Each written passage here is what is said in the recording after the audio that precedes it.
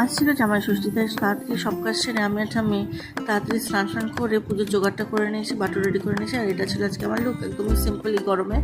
আর এই দেখো রেডি ফেডি করে সব আমরা ষষ্ঠী তলায় চলে এসেছি এখানে পুজোর জন্য। এখানে শহর কাকু পুজো করছে।